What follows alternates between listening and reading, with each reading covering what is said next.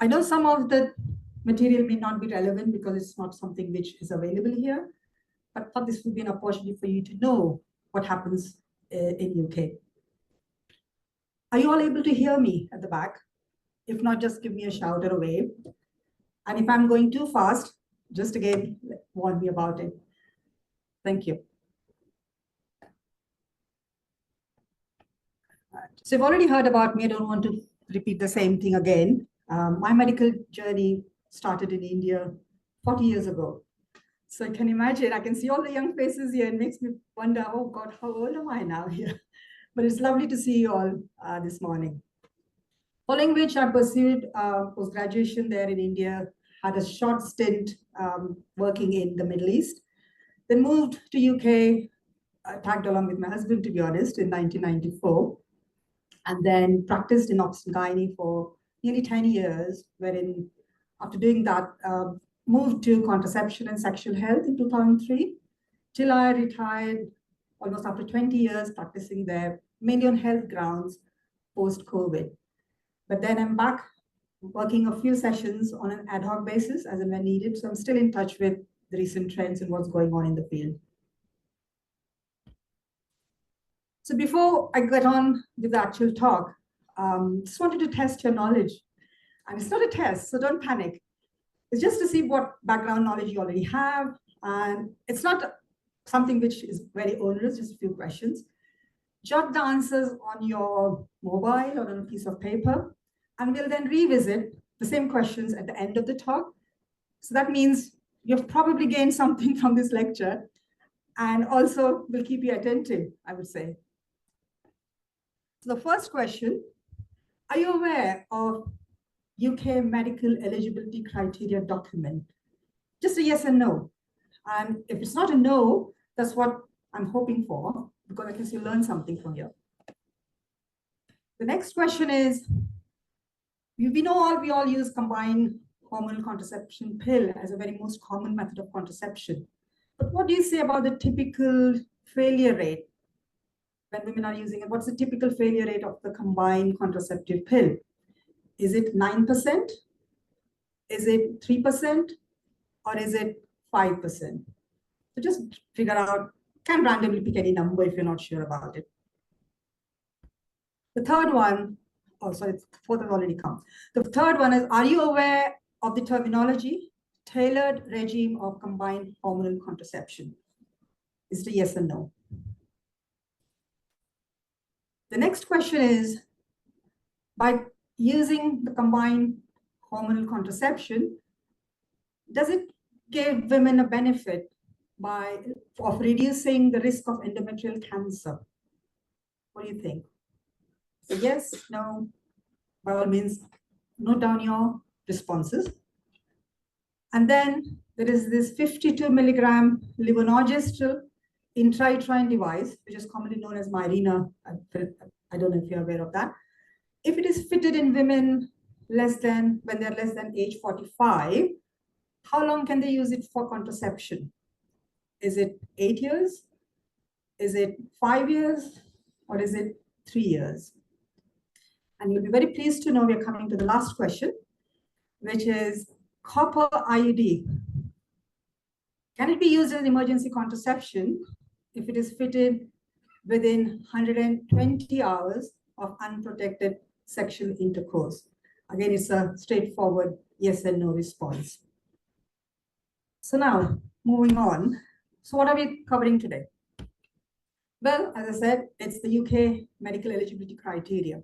Now, the reason I picked this topic was I've got 2 Sri Lankan doctors who have just joined our service last year.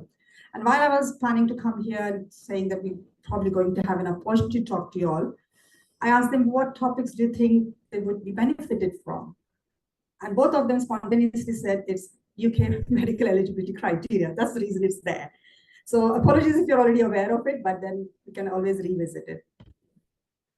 Then this is going to be a whistle-stop tour, right? Because there's so many methods, and there's no way I can dwell in each of the method in depth.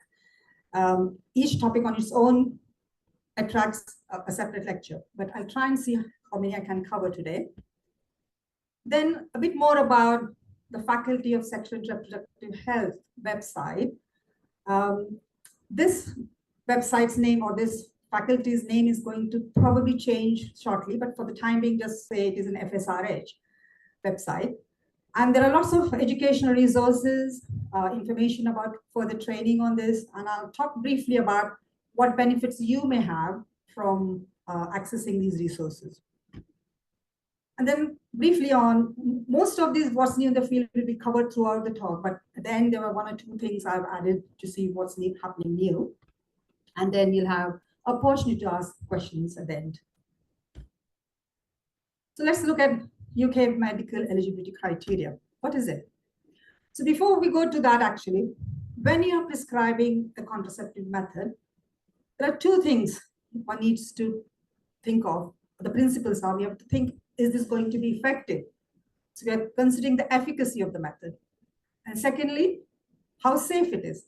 So those are two primary principles one needs to consider before you're offering or considering this is the right method for this individual. So looking at efficacy first. So how effective are the current methods of contraception? Well, in this world, nothing is 100% guaranteed. So no method is 100% effective. But again, with efficacy, there are two concepts we need to know. One is the typical use, and the second is the perfect use. So what's the difference between the two? With typical use is actually, in a typical world, the actual individual using it on a day-to-day basis, what's the possibility of that method not working? It's not the method failure, it's how the person is using it. So that's what actually happens in the real world, right? So it's not in studies, or it's not a research environment that we are looking at the failure rate percentages. So maybe the person is using the method, but is not using it correctly. Or maybe using it inconsistently. Sometimes they're using it, sometimes they aren't. And sometimes they may even forget using this method. So basically, a typical use considers what the error would be in real life. And it's usually more than the perfect user. So that's the difference between a typical and a perfect user. We'll come to the perfect user next. So what is perfect use then? The perfect use is the individual is following the rules and regulations of how to take that method exactly by the book. So that's the perfect use. And in ideal world, perfect use doesn't that much exist. So there's always a failure risk. That perfect risk is always going to be less as compared to the typical risk. For example, when we say, when people use condoms, what's the failure risk? And there are various numbers jot out. Some say, oh no, it's only 5%, some say 10%, but what are we looking at? If the individual is using it perfectly, exactly how it's been instructed to use, it's 98% effective, it's only 2% risk of failure. But in the ideal world, it's only 85% effective. So it's 15% risk of failing. So it's useful for you to then discuss the risk of a method when they're actually using in real life. So as you can see, this one, the first four, which are highlighted in white, those are the methods, and the column next to it is the typical use and the perfect use failure risk. If you look at the first four items, they are the long-term contraceptive options, of which bar the female sterilization, which is a permanent one. The other three, the subdermal implant, the levonorgestrel intrauterine system, which has 52 milligrams of levonorgestrel in it, and the copper-containing IUD. If you compare the typical use and the perfect use, you will see that the subdermal implant and the levonorgestrel, the typical and the perfect user is exactly the same. So that's the best method because it's less likely to fail, right? But as you come further down, the ones which are all marked in yellow, which most of the people are relying on these methods, to be honest. They are using the injections, they're using, I'll come to the ring and patch later on, but the combined pills or the barrier methods. If you look at the typical use, as you can see, the injectable method, in perfect world, it is 0.2%, but the typical use is 6. So there will be 6 women out of 100, first year of use will fail despite the using the injection. Then as you come to the pill, you'll see the typical failure risk is 9%. So many women who are using the pill, you feel, oh, that's an ideal method. I don't get pregnant while on the pill, but it can happen. You have to warn them. These are not the ideal methods. The ideal methods are the first four, not the sterilization, which is permanent. The other three are ideal because they are long acting and as well reversible. That's why they are more, we promote more for the long acting reversible method of contraception, which has a terminology called LARC, L-A-R-C. So that was about discussion on the perfect and the typical use. So we were talking about the safety. We talked about efficacy. What about the safety? The safety, when you talk about a method, how safe it is, we always rely on this UK medical eligibility criteria, which is the gold standard. And that gives us a lot of information on how a method is going to be safe if the woman uses it. And what it does is, this came from the Faculty of Sexual Reproductive Health. It was first, the document first was published in 2006. And there were amendments later on in 2013 and then 16. And now we are using the amended version. Now this version is available on the faculty website. You don't have to be a member to access this. You may not possibly be able to download it because there are certain restrictions on how, if you can download it, but you can easily visit it and have a look. The document is not that extensive, but it's useful to you to have a look at it. It is available for purchase on Amazon. I think it costs around £15. So it is available if you want to have a hard copy. But to be honest, if you just want to have a quick look at what it is, it's there on the faculty's website. So what does it do? So if, imagine somebody has a hypertension and you're going to consider them to have, the woman is interested in a combined contraceptive pill. But the women may have many other medical problems, or maybe you have to consider age. And is this combined pill going to be safe for her to use it? So we categorize the eligibility criteria into 4 elements. So we say a UK MEC 1 means although the woman is having a particular condition, there is no restriction. So they can use that method safely. The second would be, yes, she has some situation or some condition where the benefits are more and the risks are low. So it's category number 2 or criteria 2.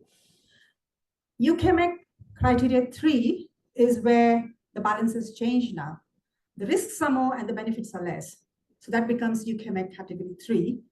And the fourth is, it's a complete no-go area. It's completely contraindicated. So that's what we say, it's an unacceptable situation where you cannot give that particular individual that particular contraceptive method. It's not necessarily the pills. It compares, gives all these criteria for the depot, the combined pill, the mini pill, the coils, the copper coil and the Mirena coil, and emergency contraception as well. So all these criteria are applicable to all these methods. So to remember those criteria, there's a little mnemonic which is easier to remember. We say A, B, C, and D. So A is always, you can always use it. So there shouldn't be any contraindication to use it. B, that is, so A reflects category 1. B is broadly usable. So although the women or the individual has certain medical problems or certain criteria, but we can still broadly use it. Category 3 is used with caution.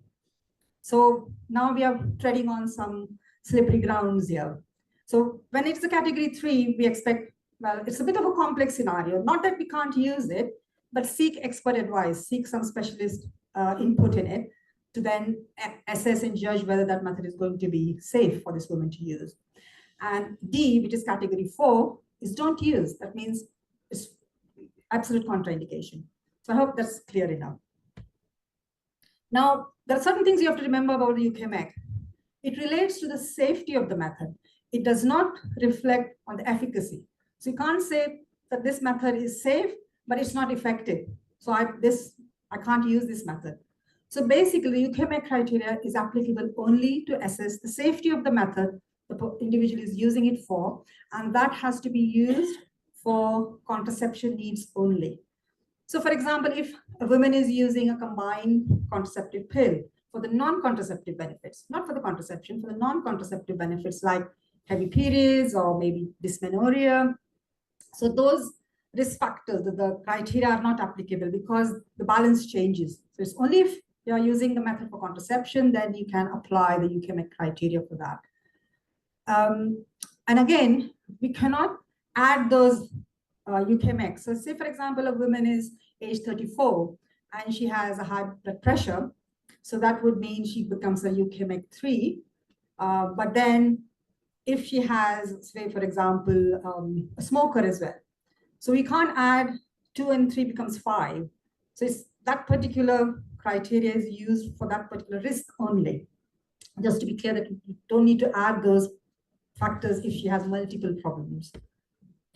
So in a nutshell, UK medical eligibility criteria for contraceptive use, it offers guidance. It offers some advice on the providers of contraception as to who can use the contraceptive methods safely. So what are the current methods? The current methods in the UK, there are quite a lot, but I've broadly divided into 4 categories. So the first one is the combined hormonal contraception, which is dispensed in the form of pills, in the form of patches and ring. I don't think so use patches and ring here, am I right? Yeah. The second is the progesterone-only methods, which again is formulated in the form of pills, an implant, and an intrauterine system. That is Mirena. I'll come to that. But I think you don't have the pills here, the mini pills, right? You don't have the progesterone-only pill. Am I right? You have? No, don't have, yeah, thank you.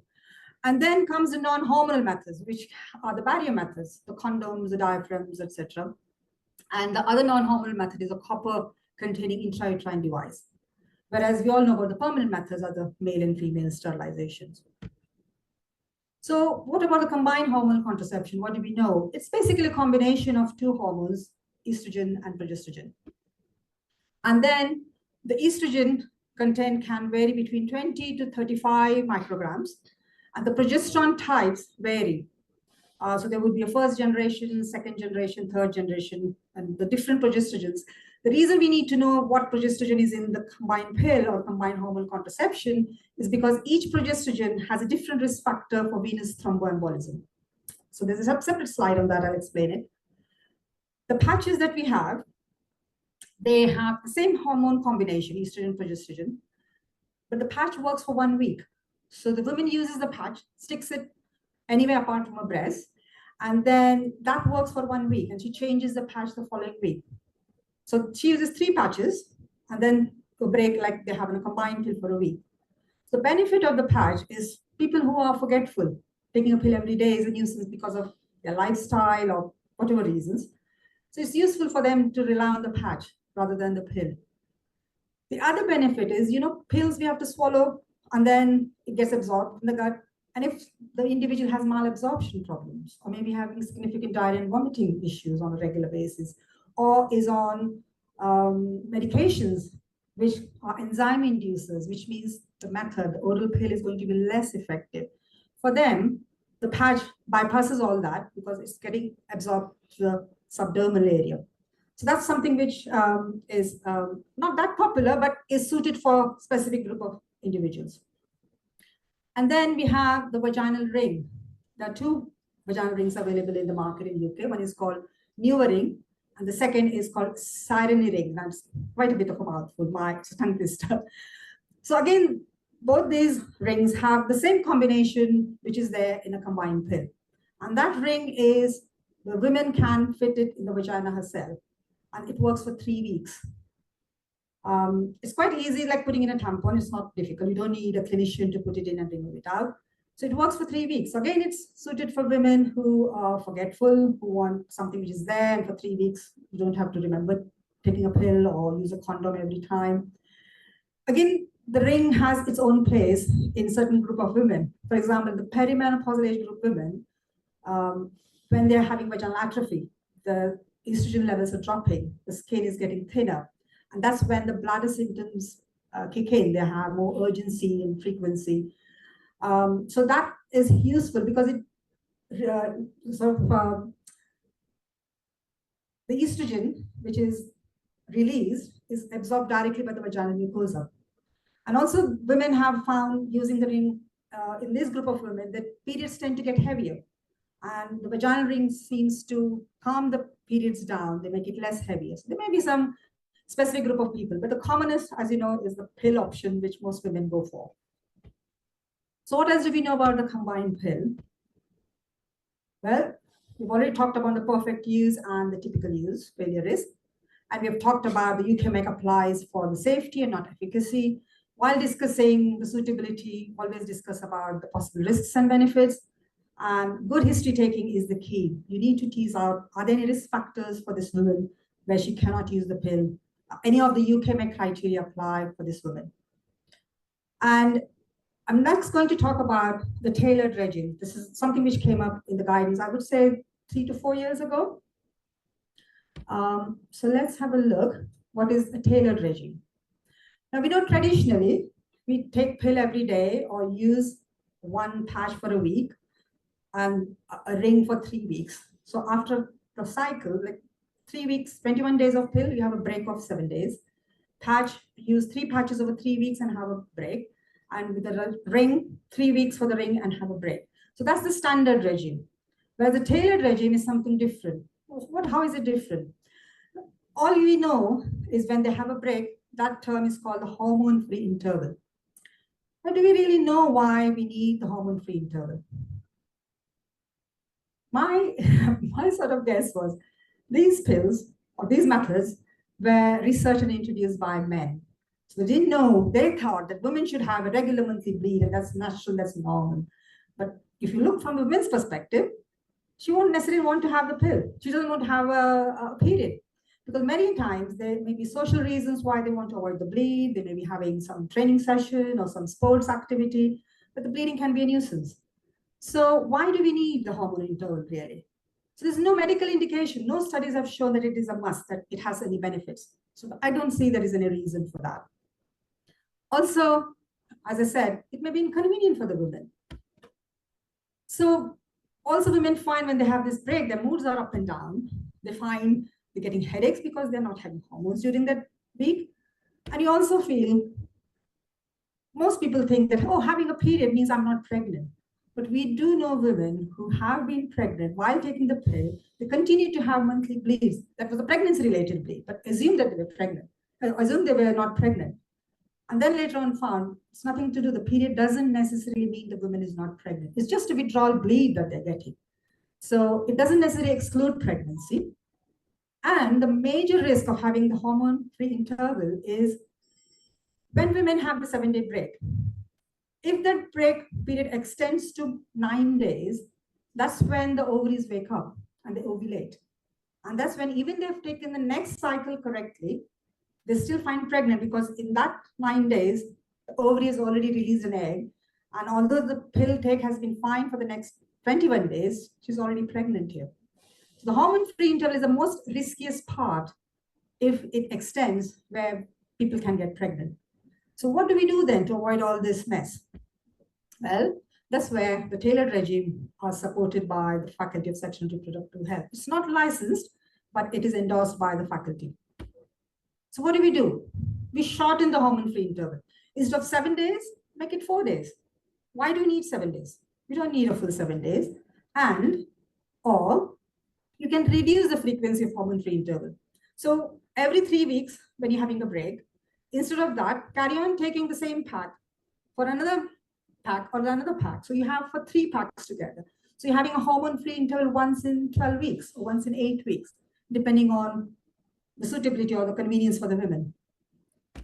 Or you can completely avoid this. Just don't have the hormone-free interval. And women love that. In some places, it's called the seasonal. The name of the pill is called seasonal. It's like having 4 seasons. You just have 3 months of continuous pills or method and then have a break. And then again, continuously do that. However, although in ideal world, that's a great thing, what's the problem with taking it continuously? Well, the major problem, or most of them find, is they get breakthrough bleeding. And one can't predict when the woman is going to have breakthrough bleeding. So some women may go on having 8 to 9 weeks without any bleed. Some may continue to have 12 weeks without any bleed, and some may continue longer. So we can't predict. So what do we do in this scenario? So yes, you can still continue on the tailored regime, take it continuously, but have a break when you have consecutive 3 to 4 days of bleed, have a short 4-day break and then carry on. So that's what it says over here. As you can see, the standard use we've talked about. There's a tailored use is a shortened hormone-free interval where it's only a 4-day break.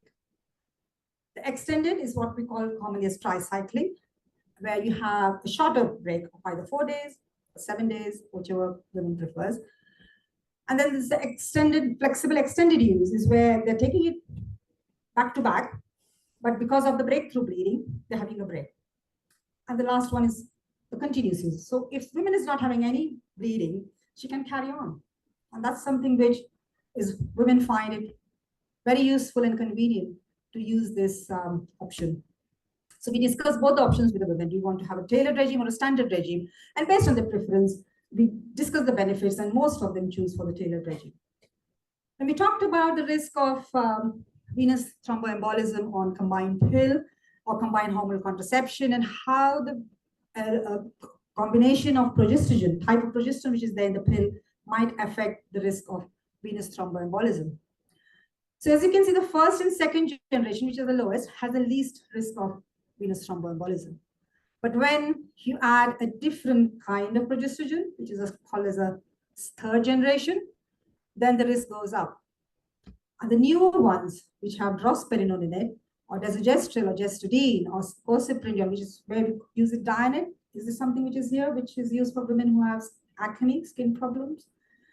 So you see that they have the more risk. However, if you compare to women who are not using it, well, there's still a risk, not that risk-free. They still get thromboembolic episodes, but that is very, very low. And if you look in pregnancy, however, that risk shoots up. It's 29 women per 10,000 women who would get thromboembolism in pregnancy. And if that's compared what happens in postpartum, it's 100 times more. So when we discuss about venous thromboembolic risk in women, and they say, oh, we're worried the combined method would increase my risk, you can always say, well, look what will happen if you get pregnant. It's 100 times more, especially when you're in postpartum phase. So that gives the women a perspective.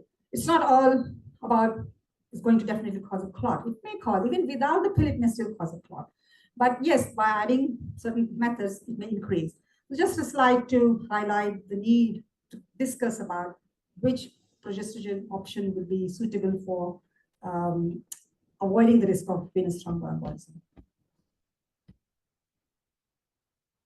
So I'm not going to go through all the UKMEC 3 and 4 criteria, but those are the ones we need to be aware of. You have to use it with caution or don't use it at all. But again, this is the UKMEC.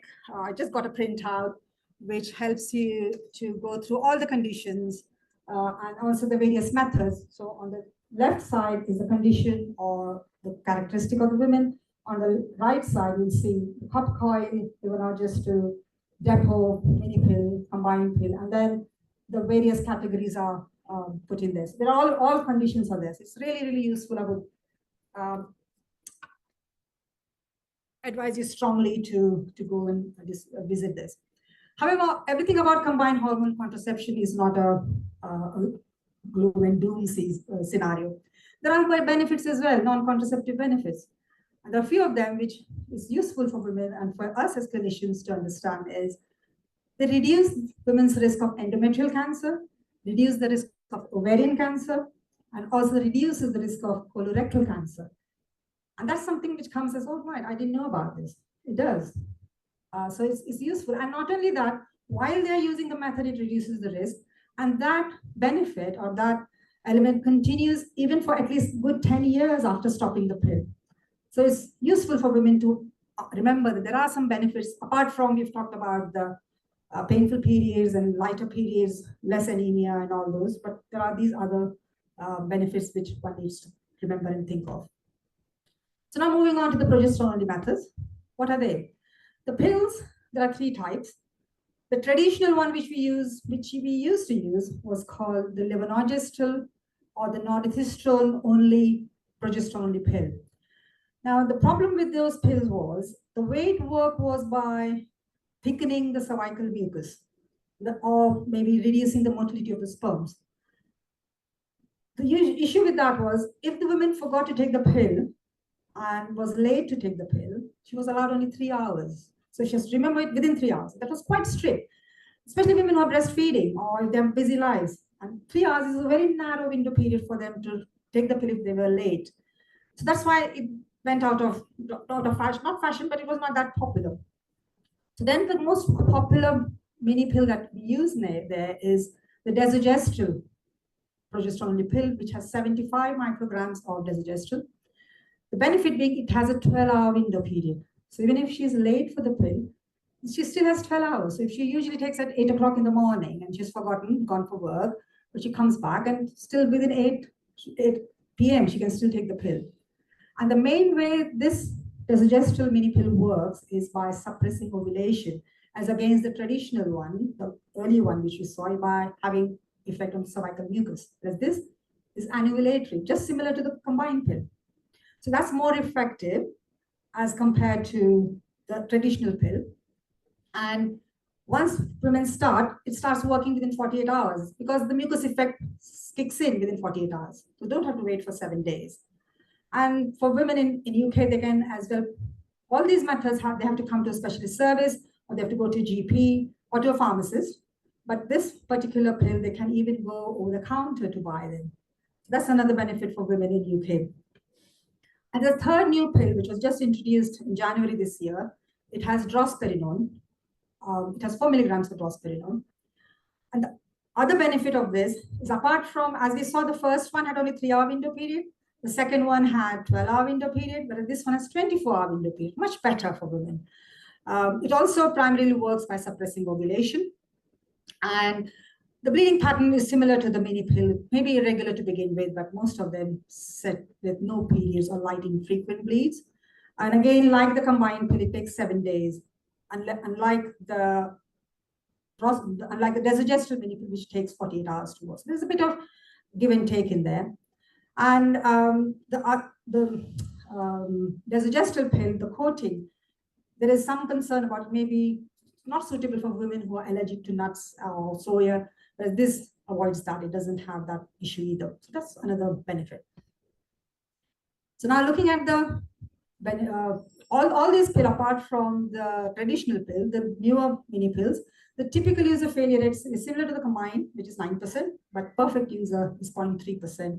And women can continue using it even up to age 55. Now, the reason for age 55 I mentioned is, on an average, the Caucasian women undergo menopause around the age 53.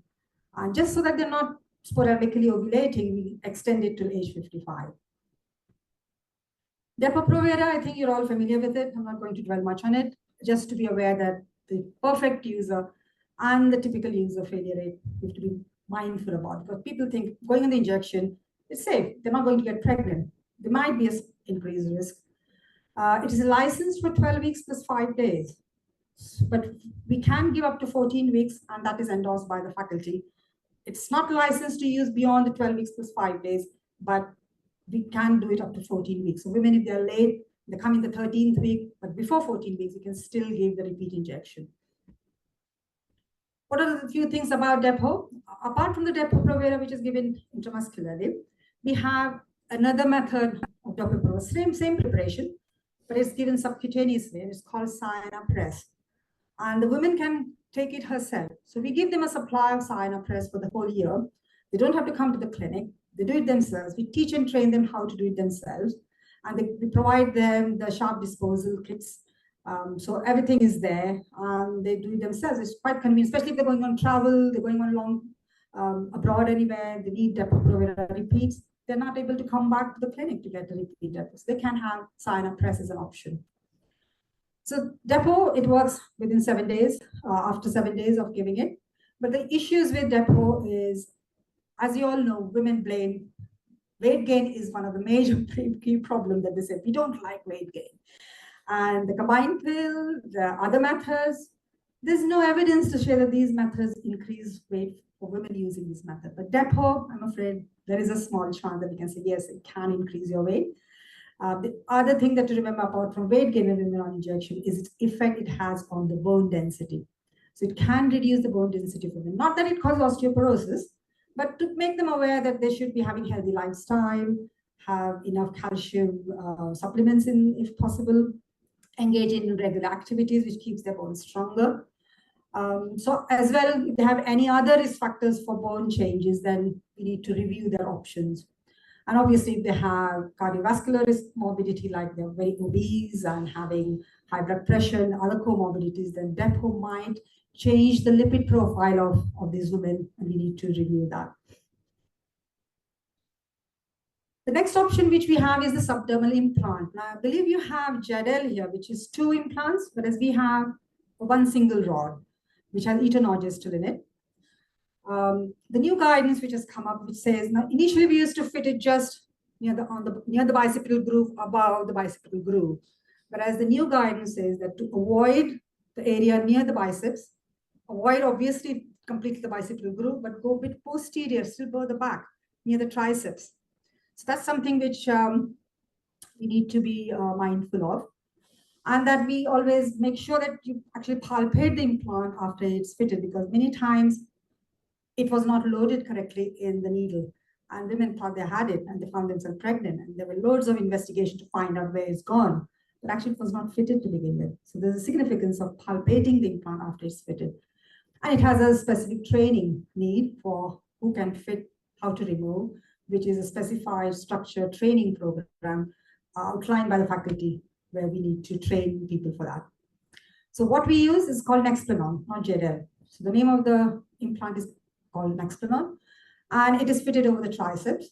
And we need, as I said, specific training board where they can then qualify themselves to fit this method. One of the major benefits of this method, it is 99% effective, highly effective method. And it doesn't rely on the user. So we don't have to remember her to remember taking the pill, or use a condom, or even come to the clinic 12 weekly for the injections. So it's something where she can have it fit and forget for 3 years.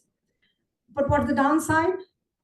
It is a procedure. It is a minor surgical procedure, which has its own inherent risk, but the woman cannot stop and start the method herself. And some may not like that option. And the key reason women come back saying we don't like the implant is because quite a few experience prolonged erratic bleeding, which is not convenient. Although at the time of before fitting, we do explain that there is a high chance that this can happen, but there are ways to deal with it. We can give them a combined pill along with it, so long as she has no contraindication to take a combined pill. And there are ways we can help her with the heavy bleeds as well. So if you explain and spend a little more time to explain that there are ways to deal with the erratic bleeding, that improves the continuation rate for the implant in the long run. So that's the site which I was telling you about. So this is where is the ideal place where we fit the implant. So that's the biceps up there, and that's the neurovascular bundle, the bicipital groove. And we fit it posteriorly over the triceps. Coming to the intrauterine contraception, there are 2 main types. One is the copper-containing intrauterine device, and the other one is the hormonal intrauterine device, which contains the levonorgestrel hormone. With the copper-containing devices, all the coils which we use in UK have a surface area of copper of more than 300. And there are 2 kinds. One works for 5 years and one for 10 years. Benefit is effective immediately. You don't have to wait for 5 days or 7 days for it to be effective. And it can be used as an emergency contraception if it's fitted within 120 hours of unprotected sexual intercourse. It's not just the next day. Many times we misuse the term as morning after. Morning after pill or morning after emergency contraception is a misnomer, because it can be done up to 5 days of unprotected sexual intercourse. And the other benefit being, because it's not a hormone, women are not worried about weight gain. They like to have regular periods. That's something which copper coil doesn't disrupt. And it's not affected by women's weight, which, as you know, combined pill, you're not suitable for that. And if women is on enzyme-induced medications, then the efficacy of the pill is compromised, whereas with the copper coil, it doesn't bother. And here again, it is more or less similar, the perfect use and the typical use. So it's not a wide difference. So it's still a very effective method of contraception as compared to the pill. What about the intrauterine system? Now, there are 3 strengths of intrauterine systems that are available in UK. 13.5 milligram levonorgestrel intrauterine device It came, I would say, around 8 years ago. Initially, women were excited, the clinicians were excited because it was a slimmer version and it was for 3 years. So, however, 3 years option one was not that long enough. We can't say it's a very long active reversible method of contraception. And it's only contraceptive benefit. The second one, which is becoming a little bit more popular because it has lesser hormone in it, but works for 5 years, and that's called Kylena. And that's used only for contraception. Whereas Mirena, or the 52 milligram containing levonorgestrel, it's licensed for 8 years. So when it came in the market, it was licensed for 5 years for contraception. It got an extended endorsement from the faculty for 6 years, but we now happily can say, look, it's now for 8 years. You can use it for contraception for 8 years. The 50 milligram intrauterine levonorgestrel intrauterine device, apart from providing contraceptive benefits, is also licensed for women who have heavy menstrual period. So it's the first line of treatment for heavy menstrual period in UK. And it also provides endometrial protection if it's used as a part of HRT. So women who have a womb, and if they need an HRT, we have to use both the combinations. We have to use estrogen and progesterone. If you use estrogen unopposed, it can cause changes in the lining of your womb to cause endometrial cancer. For that, they need progesterone. So rather than using a combined HRT pill or a combined HRT patch, women can have the estrogen-only treatment because the Mirena, which releases the progesterone in the womb, protects the endometrial lining. So it can be used as a part of HRT regime. Now, the Mirena does not improve the vasomotor symptoms. It does not give any menopausal benefits. It is mainly for endometrial protection. Quite a few women think, clinicians think, oh, it's an HRT, it will make you feel good. But it's not that. The reason for that is for endometrial protection only. And again, the perfect user and the typical use failure risk is exactly similar. So it's a highly effective method. So a couple of things need to go through. If 52 milligrams levonorgestrel intrauterine device is fitted in women less than 45 years, it's licensed for contraception for 8 years. And if it is fitted after age 45, we can leave it beyond the 8 years as well. So she can use it up to 55. Again, the rationale being around 50 to 53, they will go through the natural menopause and we give them 2 extra years. And by 55, they don't need contraception. It can come out after 55. And any copper IUD, which has a surface area of more than 300, which is applicable to all the copper IUDs we use in UK. And if it was fitted after the age of 40, it doesn't have to come out till they've gone through the natural menopause. So, for example, if it was fitted when she was 41 and she comes to you when she's 47, she stopped her periods, you can say leave the coil for another 2 more years, just in case if she has sporadic ovulation, then you can take it out. But if her natural period stops after age 50, leave it for another extra year and then take it out. And for endometrial protection, it's licensed only for 5 years. So if women is using a Mirena or 52 milligrams of intrauterine device as a part of an HRT regime, it has to be changed after every 5 years. So because the hormone that is released after 5 years is not adequate to protect the endometrium. So that's the rationale behind changing it after 5 years if she's using for HRT reasons. A quick tour on the emergency contraception. Although you have only Livonel or the progesterone-only method for emergency contraception, we have ulipristal acetate as an additional method. Do you fit emergency coils for emergency contraception? Or is more of the hormonal postinor, is it? Okay. So we have these 3 main options for emergency contraception. The key mechanism, how these oral methods, hormonal methods work is by delaying the ovulation. And the difference between ulipristal and the levonorgestrel emergency contraception is levonorgestrel delays ovulation before the LH surge starts, whereas LO1 it works right up to the point where the LH surge is happening. But once the LH surge occurs, neither of these 2 methods are going to be effective. So all these both hormonal methods are effective before a possible ovulation date is going to be predicted.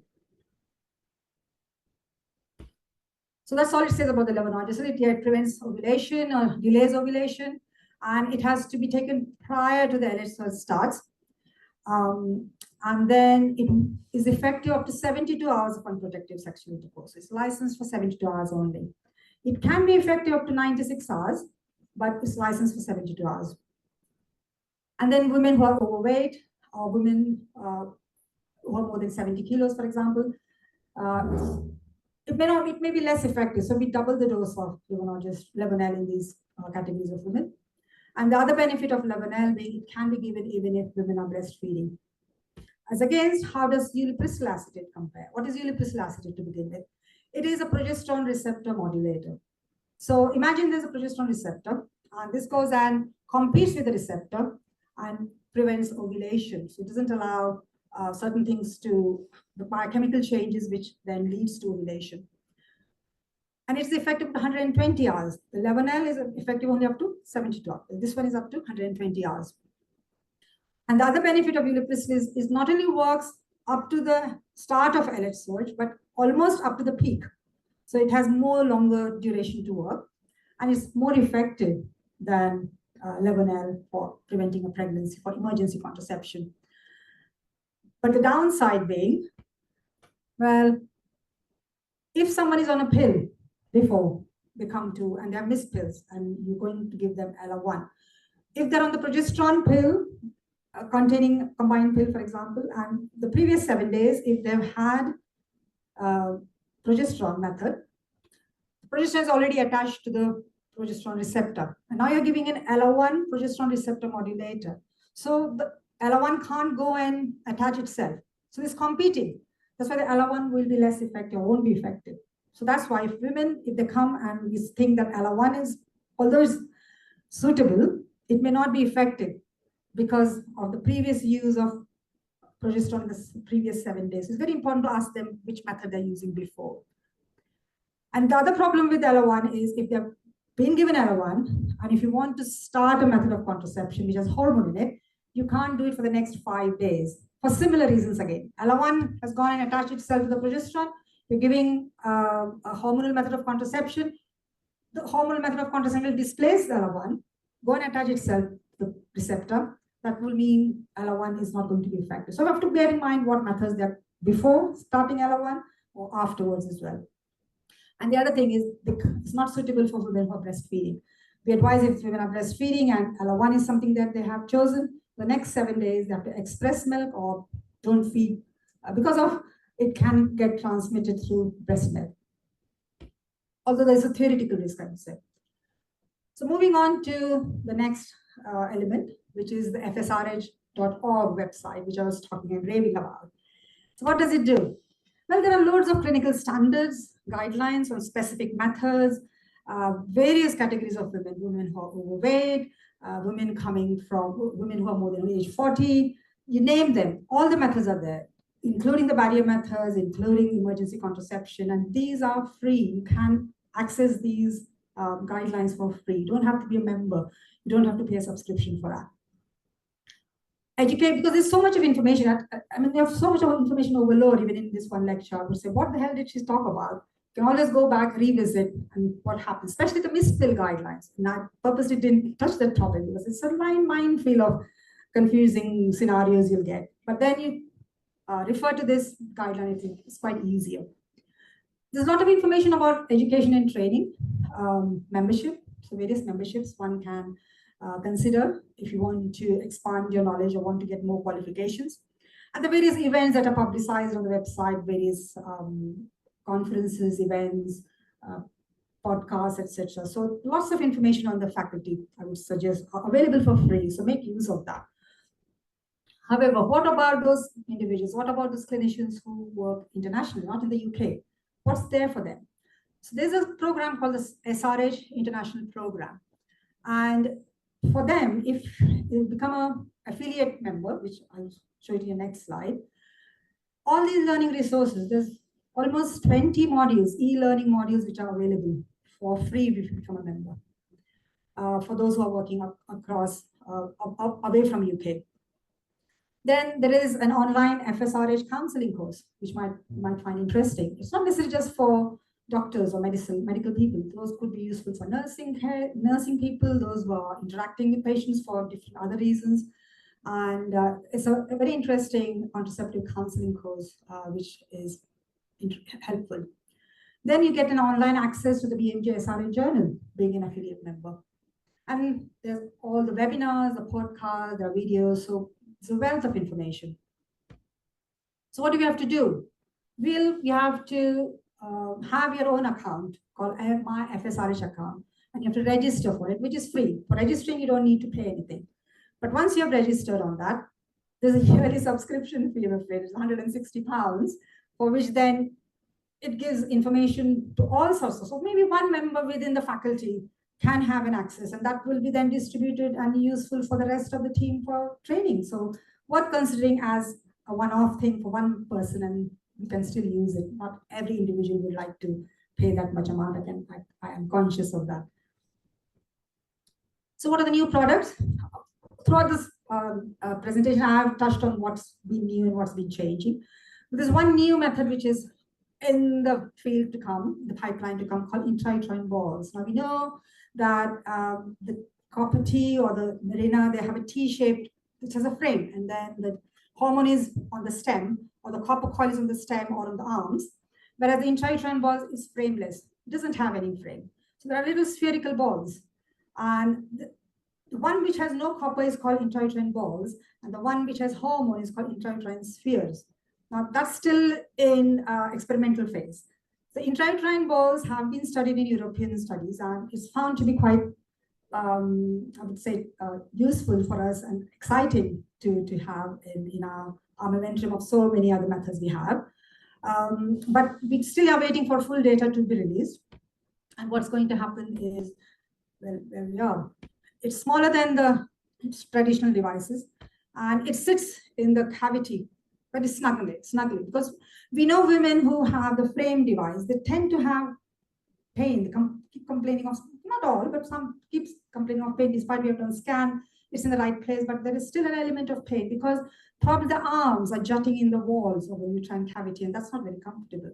So there's that element is taken away. It still has a little filament for you to tug it on when it's time for it to come out. So there are various sizes one can think of. And we have to just watch the space to see when this will be introduced in our market, to be honest. So it sounds very promising. So now, guys, it's time to test your knowledge after all this. So are we ready with your answers for the questions we asked initially? Great. So now, are you aware of the UK medical eligibility criteria document? I'm hoping everyone says yes. Brilliant. And the typical user failure rate for combined pill is 9%. Has anyone got that right? Yeah. What about the tailored regime? I think we've talked at length about the tailored regime. What about risk of endometrial cancer? Now you know you can reassure women that it can reduce the risk. And then it's now licensed for 8 years for contraception. And finally, yes, it can be effective for emergency contraception if fitted within 120 hours of unprotected sexual intercourse. So well done, guys. I'm sorry I don't have a certificate to hand over. Where am I? Right. While I was on my walk yesterday in the Pennsylvania University campus, I came across this statue of the founder of Vice Chancellor Sir Ivor Jennings. And the caption which was there on the plaque was quite inspiring to me. And it did say that, apart from the few other lines, the last two sentences were, I expose the young men and women of this institute to universal knowledge without reservation. So I found that humbling and inspiring. I wanted to share. I'm sure you would have seen it, but that's something which I picked up yesterday on my walk. So now it's the question time. And that was a beautiful picture we had when we went to the Pennsylvania Botanical Gardens on Sunday. Just amazing. The country, and it reminds me of my medical years. And again, someone was saying that Sandhya is a very common name in Sri Lanka. So I felt one like you. Didn't feel out of place, felt very homely. But thank you so much for inviting me, but I'm open for questions. If you're uncertain about asking in the hall, I'm available for a couple of minutes later on if you want to come and ask one-to-one. Thank you very much.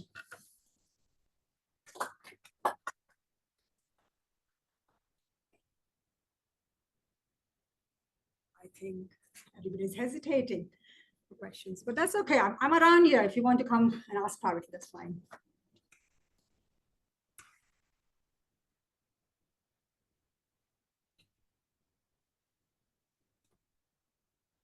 That's okay. Thank you very much. Thank you once again.